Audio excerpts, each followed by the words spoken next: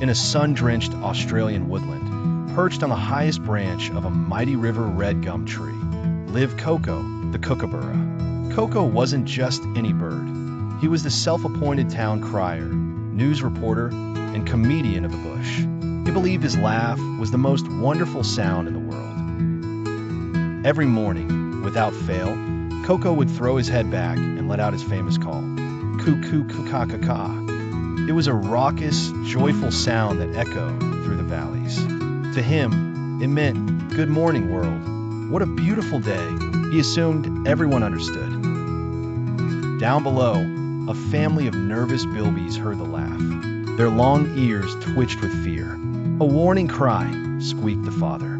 "That's the sound kookaburras make when they see a hawk. Take cover." They immediately dove into their burrows, hiding for an hour. Over by the billabong, Barry the koala was trying to sleep. Koko's loud laugh, right above his eucalyptus tree, jolted him awake. "Rude," grumbled Barry.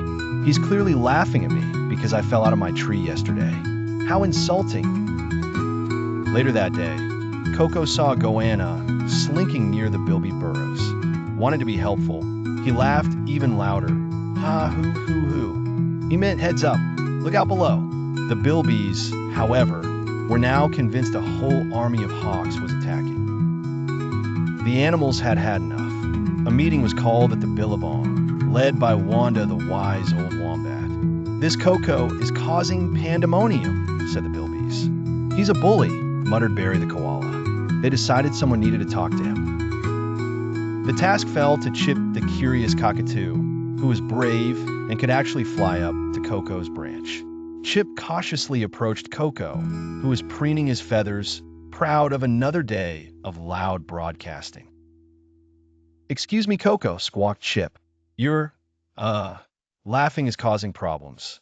Everyone thinks you're either giving false alarms or making fun of them." Koko was stunned. His joyful noise? A problem? "Koko es mimos tropet. But my laugh is wonderful.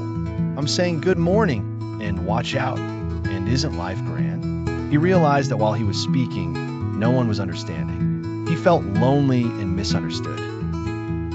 The next morning, the woodland was eerily quiet. Koko sat on his branch, beak clamped shut. He didn't make a sound. The bilbies were confused. Barry the koala slept peacefully, but then woke up worried. Why no warning? Is something terribly wrong? Without Koko's laugh, the animals felt lost. They didn't know when the day had officially started.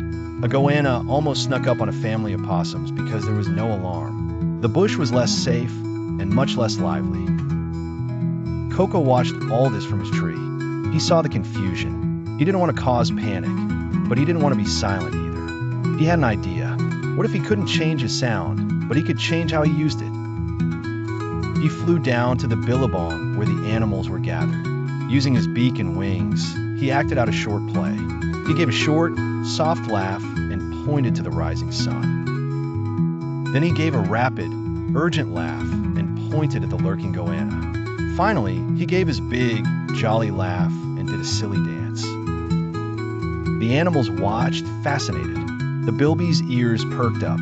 "Oh," they chirped in unison. A short laugh for good morning. A fast laugh for danger. A long laugh for just laughing. Barry the koala even cracked a smile. So he wasn't laughing at me? The next morning, Koko took a deep breath. He gave 3 short, cheerful laughs. "Kuka, kolka, kolka." The bilbies popped their heads out and waved. Barry the koala woke up, smiled, and went back to sleep. Everyone understood.